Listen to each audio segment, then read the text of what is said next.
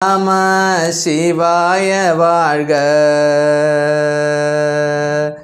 നാഥൻ്റെ പാദം വാഴ്ക വാഴ്ക.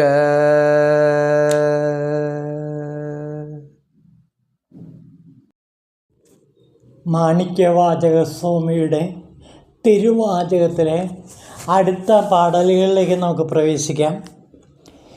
ഈശൻ്റെ പാദം പോറ്റി എൻ പിതൃപാദം പോറ്റി, തേജസ്വരൂപം പോറ്റി ശിവപാദത്തെ പോറ്റി, അൻപിന് പീഠമാകും നിർമ്മല പാദം പോറ്റി, മായാപ്പിറപ്പറക്കും മന്നവപാദം പോറ്റി, ശ്രീപെരുന്തുറയിലെ ശ്രീമാൻ്റെ പാദം പോറ്റി, ആനന്ദവാഹിനിക്ക് പർവ്വതമായോൻ പോറ്റി, ശിവനെ എൻ ചിന്തയ്ക്ക് ഉള്ള ഇരിക്കയാൽ അവൻ തന്നരുളാൽ തന്നെ ഞാനവൻ പദം വണങ്ങുന്നേൻ.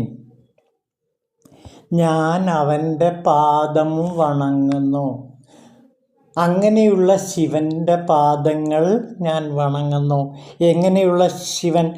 ഈശൻ്റെ പാദം പോറ്റി. ഈശ്വരനായ ശിവൻ്റെ പാദം ഞാൻ പോറ്റുന്നു.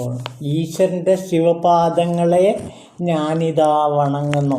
അപ്പം എൻ്റെ ശിവൻ എങ്ങനെയുള്ളതാണ്, എനിക്ക് എങ്ങനെയുള്ളതാണ് എന്ന് ഇവിടെ മാണിക്യവാചകസ്വാമി വ്യക്തമാക്കുകയാണ്. അവൻ ഈശനാണ്. എന്താണ് ഈശ്വരൻ? ഈശ്വരൻ്റെ ഗുണഗണങ്ങൾ എന്താണ്? ഇതെല്ലാം ഈശൻ എന്ന പദത്തിൽ അടങ്ങുന്നു. ഈശനെപ്പറ്റി തിരുമൂലർ തിരുമന്ത്രത്തിൽ പാടുന്നത് നോക്കാം. തേനും വെല്ലൻ പുനലിനും വെല്ലൻ, പുനലിനും തണ്ണിയൻ, ആയിനും ഈശൻ, അരുൾ അറിവാർ ഇല്ലേ, തേനും നല്ലൻ, അണിയൻ നൽ അൻപർക്കും തായിനും നല്ലൻ, താഴ്ചടയോനെ. എൻ്റെ ഭഗവാൻ, എൻ്റെ പരമേശൻ എങ്ങനെയുള്ളതാണ്? അഗ്നിയേക്കാൾ തീഷ്ണവാനാണ്. അഗ്നിയെപ്പോലെ ജ്വലിച്ചു നിൽക്കുന്നവനാണ്. അഗ്നിക്ക് എന്തെല്ലാം ഗുണങ്ങളുണ്ടോ അതിൻ്റെ 100 ഇരട്ടി ഗുണങ്ങളാണ് എൻ്റെ പരമേശ്വരനുള്ളത്. പിന്നെ കുളിർ ജലത്തേക്കാൾ കുളിർമയുള്ളവനാണവൻ. കുളിർമയുള്ളവനാണ് അവൻ. പിന്നെ കുളിരാർന്ന ഹിമബിന്ദുവിനേക്കാൾ തണുപ്പാണ്. അതേപോലെ തന്നെ കുട്ടികളേക്കാൾ നിർമ്മലനാണ്, നിഷ്കളങ്കനാണ് എൻ്റെ ദേവൻ. ഭഗവാന്റെ പ്രഭാവം ആരും അറിയുന്നില്ല. അവൻ ഇളം കുഞ്ഞിനേക്കാൾ നിഷ്കളങ്കനാണ്, എന്നോട് ചേർന്നിരിക്കുന്നവനാണ്. താഴ്ജടാധാരിയായ ജടാധാരിയായി അവൻ നിലകൊള്ളുന്നു. എപ്പോഴും എന്നിൽ അതീവ വാത്സല്യം ചൊരിയുന്നവനാണ് എൻ്റെ പരമേശ്വരൻ. എൻ്റെ മാതാവിനേക്കാൾ എനിക്കവൻ ഏറെ പ്രിയങ്കരനാണ്. ഇതാണ് തിരുമൂലദേവൻ ശിവനെ പറ്റി പറയുന്നത്. ഈശൻ്റെ ഗുണങ്ങളാണ് ഈ പറഞ്ഞതെല്ലാം. എൻ്റെ പരമേശ്വരൻ അഗ്നിയേക്കാൾ തീഷ്ണവാനാണ്. അപ്പോൾ അഗ്നിയേക്കാൾ ജ്വലന ശക്തിയുള്ള പ്രകാശജ്വാല നിറഞ്ഞ എൻ്റെ ഭഗവാൻ, അതേപോലെ തന്നെ കുളിർമയിൽ വച്ച കുളിർമയുള്ളവൻ, പിന്നെ കുഞ്ഞുങ്ങളെക്കാൾ നിഷ്കളങ്കനായിട്ടുള്ളവൻ, ഇങ്ങനെ ആദിമധ്യാന്തഹീനനായിട്ടുള്ളവൻ, അങ്ങനെയുള്ള എൻ്റെ പരമേശ്വരൻ്റെ പാദങ്ങളെ ഞാനിതാ വണങ്ങുന്നു എന്നാണ് ഇവിടെ പറയുന്നത്. ശിവനെ പോലെ മറ്റൊരു ദൈവത്തെ കണ്ടെത്താൻ സാധ്യമല്ല എന്ന് തിരുമൂലർ പറയുന്നു. അവൻ അടിയറ്റവരായി ഈ പ്രപഞ്ചത്തിൽ വേറെ ആരും തന്നെയില്ല. ഭുവനമെല്ലാം കടന്ന് പൊൻകതിർ പ്രഭ പടർത്തി നിൽക്കുന്ന അവനല്ലയോ ഈ ഭുവനം നിറഞ്ഞു കാണുന്ന ജടാധാരിയും ചെന്നിറ ശോഭയാന്ന സഹസ്രതിളദീപം ശിരസിൽ ചൂടിയവനുമായ എൻ്റെ ശിവശങ്കരൻ. എൻ്റെ മഹേശ്വരനില്ലെങ്കിൽ അമരരും ദേവലോകവും കാണുകയില്ല. അവനെ കൂടാതൊരു തപധ്യാനാദിയും എങ്ങും നടക്കുകയില്ല. അവനില്ലെങ്കിൽ സൃഷ്ടിസ്ഥിതി സംഹാരമൂർത്തികൾക്കിവിടെ കർമ്മങ്ങളൊന്നും ചെയ്യാനാവില്ല. അവനെ കൂടാതെ ഒരു മുക്തിമാർഗവും ഭൂമിയിലില്ല. ഇതാണ് തിരുമൂലദേവൻ ഈശ്വരനായ ശിവനെ പറ്റി പറയുന്ന ആ മഹത്വം. അപ്പോൾ അങ്ങനെയുള്ള ഈശ്വരൻ്റെ പാദം ഞാൻ പോറ്റുന്നു. പിന്നെ പിതൃപാദം പോറ്റുന്നു. എൻ്റെ പിതാവിനേക്കാൾ എനിക്ക് ഏറെ പ്രിയമായുള്ള പിതാവാണ് ശിവൻ. അപ്പോൾ ജഗതഃ പിതരൗ എന്നാണ് പറയുന്നത്. ജഗത്തിൻ്റെ മുഴുവനും പിതാവായ ജഗത്തിൻ്റെ മുഴുവനും അച്ഛനും അമ്മയുമായ ശിവപാർവതിമാർ. അങ്ങനെ പിതാവിനേക്കാൾ വാത്സല്യത്തോടെ നിറഞ്ഞു നിൽക്കുന്ന ആ ശിവപാദത്തെ ഞാനിതാ പോറ്റുന്നു. അപ്പോൾ പിതാവിനേക്കാൾ സ്നേഹസമ്പന്നനായ എൻ്റെ പരമേശ്വരനെ ഞാൻ പോറ്റുന്നു.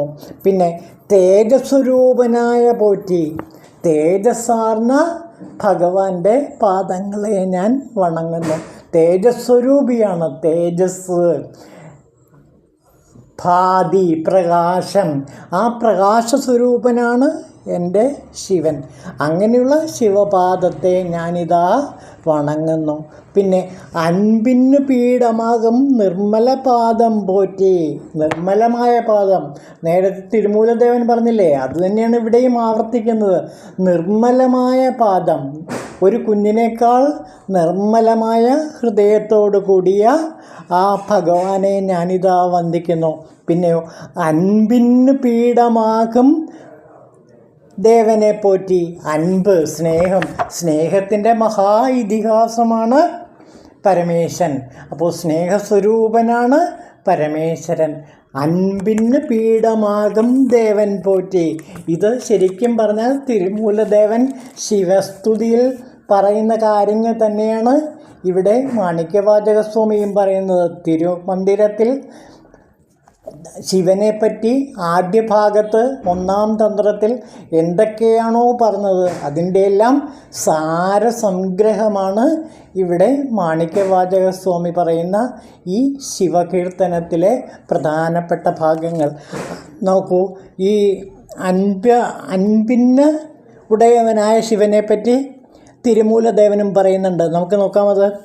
അൻപും ശിവവും ഇരണ്ടൻപർ അറിവിലാർ, അൻപേ ശിവമാവത് ആരും അറികിലാർ, അൻപേ ശിവമാവത് ആരും അറിന്തപിൻ, അൻപേ ശിവമായി അമർന്നിരുന്നാരേ.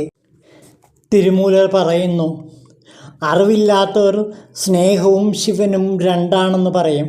സ്നേഹവും ശിവനും ഒന്നാണെന്ന് ആരും അറിയുന്നില്ല. അതറിഞ്ഞവർക്ക് ശിവൻ തന്നെയാണ് സ്നേഹം. ഇതാണ് തിരുമൂലദേവൻ പറയുന്നത്. ഇത് തന്നെ മാണിക്യവാചകരും ഇവിടെ പറയുന്നു. അൻപിന് പീഠമാകും. അൻപിൻ്റെ പീഠമാണ് ശിവപാദങ്ങൾ. അൻപ്, സ്നേഹം, സ്നേഹത്തിൻ്റെ മഹാപീഠമാകുന്നു ശിവൻ്റെ പാദങ്ങൾ. ഇത് തന്നെ മാണിക്യവാചകർ തിരുവാചകത്തിൽ വീണ്ടും ആവർത്തിക്കുന്നുണ്ട്. ഇമ്പമേ ഉന്നെ ചിക്കന് പിടുത്തേൻ എന്ന്. സ്നേഹമേ നിന്നെയാണ് ഞാൻ മുറുകെ പിടിക്കുന്നത്. ഈ സ്നേഹത്തെയാണ്, ഈ ശൈവ സ്നേഹത്തെയാണ് മലയാള കവികളും പാടിപ്പുകഴ്ത്തിയിട്ടുള്ളത്. മഹാകവി ഉള്ളൂരിൻ്റെ പ്രേമസംഗീതം എന്ന് പറഞ്ഞിട്ടൊരു കവിതയുണ്ട്. അതിൽ ഒരൊറ്റ മതമുണ്ടുലകിന്നുയിരാം പ്രേമമതം നല്ലോ പരക്ക നമ്മെ പാലാമൃതൂട്ടും പാർവണ ശശിബിംബം എന്നാണ് അവിടെ മഹാകവി ഉള്ളൂർ പാടുന്നത്.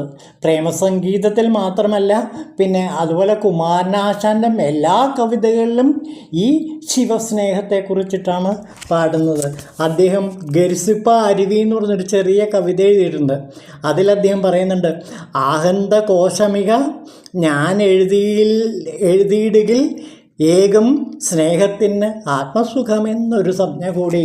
ഞാനൊരു പുസ്തകം എഴുതുകയാണെങ്കിൽ ആ പുസ്തകത്തിൻ്റെ പേരെന്തായിരിക്കും? സ്നേഹം അഥവാ ആത്മസുഖം എന്നായിരിക്കും. നളിനി കാവ്യത്തിൻ്റെ പേരും ഒരു സ്നേഹം എന്നാണ് എന്നോർക്കുക. അപ്പോൾ സ്നേഹത്തിന് ആത്മസുഖം എന്നൊരു സംജ്ഞ കൂടി ഞാൻ എഴുതും. അപ്പോൾ ആത്മസുഖമാണ് സ്നേഹം. അത് ഈ ശിവ സ്നേഹമാകുന്നു. സ്നേഹം അൻപേ ശിവം എന്ന ഈ ഭാവമാണ് കുമാരനാശാനെയും അതേപോലെ മഹാകവി ഉള്ളൂരിനെയും നയിച്ച പ്രധാനപ്പെട്ട ശൈവ സ്നേഹം. ആ ശൈവ സ്നേഹത്തിൻ്റെ മഹത്വമാണ് ഇവിടെ മാണിക്യവാചകർ പാടുന്നത്. അൻപിന്നു പീഠമാകും നിർമ്മല പാദം പോറ്റി, പിന്നെ മായാപ്പിറപ്പറക്കും മന്നവ പാദം പോറ്റി. മായയാകുന്ന പിറപ്പ്, ജനന മരണങ്ങൾ എന്നുള്ളത് എന്തിൽ നിന്നാണ് ഉണ്ടാകുന്നത്? മായയിൽ നിന്നാണ് ഉണ്ടാകുന്നത്. നാമെല്ലാം മായയ്ക്ക് അടിമപ്പെട്ടതുമായതുകൊണ്ടാണ്, അതായത് അജ്ഞാനത്തിന് അടിമപ്പെട്ടതുകൊണ്ടാണ് നമുക്ക് ജനിമൃതികൾ ഉണ്ടാകുന്നത്. ഈ മായയിൽ നിന്ന് രക്ഷപ്പെട്ടാൽ, ഈ അജ്ഞാനത്തിൽ നിന്ന് ജ്ഞാനത്തിൻ്റെ ജ്ഞാനഭൂമിയിലെത്തിച്ചേർന്നാൽ പിന്നെ ജനനമില്ല, മരണമില്ല. അപ്പോൾ മായ കൊണ്ടാണ് നമ്മൾ ജനിക്കുന്നതും മരിക്കുന്നതും എന്ന് തോന്നൽ നമുക്കുണ്ടാകുന്നത്. സത്യത്തിൽ നമ്മൾ ജനിക്കുന്നുമില്ല, മരിക്കുന്നുമില്ല. അങ്ങനെയുള്ള നമുക്ക് ജനന മരണങ്ങൾ അനുഭവപ്പെടുത്തി തരുന്നത് ഈ മായയാണ്. അതുകൊണ്ടാണ് ഇതിനെ മായാപ്പിറപ്പ് എന്ന് മാണിക്യവാചകർ വിളിക്കുന്നത്. അപ്പോൾ പിറപ്പും അതേപോലെ തന്നെ മരണവും എല്ലാം തന്നെ മായ ഉള്ളവർക്ക് മാത്രമേ ഉള്ളൂ. മായ ഇല്ലാത്തവർക്ക്, മായ മാറിക്കഴിഞ്ഞവർക്ക്, ജ്ഞാനഭൂമിയിൽ പ്രവേശിച്ചവർക്ക് പിന്നെ ജനനമോ മരണമോ ഇല്ല. ഇതാണ് ഇവിടെ പറയുന്നത്.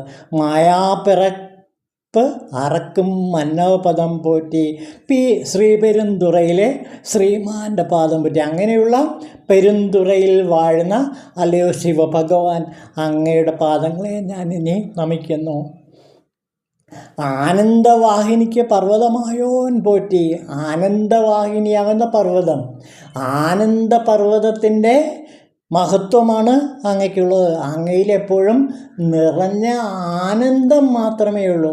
ആ ശിവ ആനന്ദ ലഹരിയിൽ മുഴുകിയിരിക്കുന്ന അല്ലയോ ഭഗവാൻ, അങ്ങയുടെ കാലിണകളെ ഞാനിതാ വന്ദിക്കുന്നു. അങ്ങനെയുള്ള ശിവൻ എൻ്റെ ഹൃദയത്തിൽ വാഴട്ടെ. നമുക്കൊന്നുകൂടെ ആ വരികൾ നോക്കാം. ഈശൻ്റെ പാദം പോറ്റി, എൻ പിതൃപാദം പോറ്റി, തേജസ്വരൂപം പോറ്റി, ശിവപാദത്തെ പോറ്റി, അൻപിന്നു പീഠമാകും നിർമ്മല പാദം പോറ്റി, മായാപ്പിറപ്പറക്കും മന്നവ പാദം പോറ്റി, ശ്രീപെരുന്തുറയിലെ ശ്രീമാൻ്റെ പാദം പോറ്റി, ആനന്ദവാഹിനിക്ക് പർവ്വതമായോൻ പോറ്റി. ഇനിയും നമുക്കടുത്തത് സുഖം. ഓം ശിവായ നമഃ.